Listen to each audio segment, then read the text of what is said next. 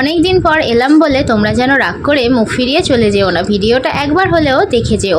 তো যাই হোক, অনেক দিন ভিডিও দেওয়া হয়নি, তোমাদের সাথে শেয়ার করা হয়নি।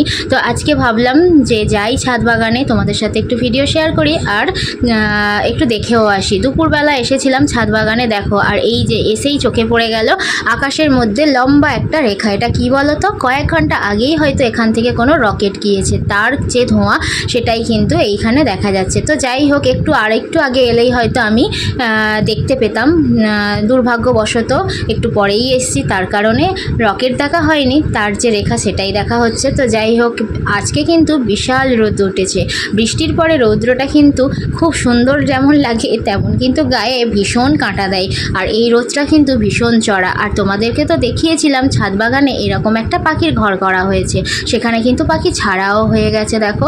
আর এই যে বৃষ্টির কারণে এইদিকে কিন্তু ঝাঁপ ফেলে দেওয়া হয়েছে, যাতে কোনো বৃষ্টির জলের ঝাঁট না লাগে ভিতরে।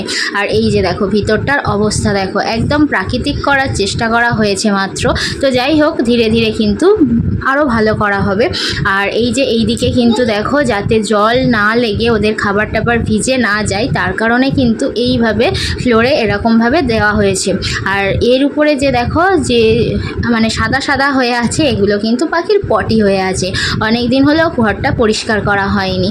আর এই যেহেতু বৃষ্টি হচ্ছিল, এই যে ছাদের মধ্যে করা আছে এগুলো কিন্তু ভিজে ছিল। আর এই দেখো না, তোমাদের সাথে বলতে বলতে অমনি একটা পাখি কিন্তু চলে এসছে খাবার খাওয়ার জন্য। যেহেতু আমি কাছে থেকেই ভিডিও করছি, সেহেতু কিন্তু ওরা নামতে পারছে না ভয়েতে। আর এই পাখিগুলো কিন্তু ভীষণ ভীতু হয়, এগুলোকে ফ্রিঞ্চ পাখি বলা হয়। তোমরা অনেকেই জানো, আবার অনেকেই হয়তো জানে না। আর এই দিকে দেখো দাঁড়ে বসে রয়েছে কতগুলো পাখি। এর মধ্যে দেখো এইটা কিন্তু মেয়ে পাখি, আর ওর পাশেরটা কিন্তু ছেলে পাখি। তোমাদেরকে আমি ভিতরে গেলে হয়তো ভালো হতো, কিন্তু ভিতরে যেতে পারছি না, কারণ ওরা আরও বেশি ছটপট করবে। এই পাখিগুলো তো ভীষণই ভীতু হয়। আর এই যে দেখো ভিতরে কিন্তু এরকম গাছ লাগানো হয়েছে, ওটা তো অ্যারিকা গাছ, অনেকেই আমরা জানি।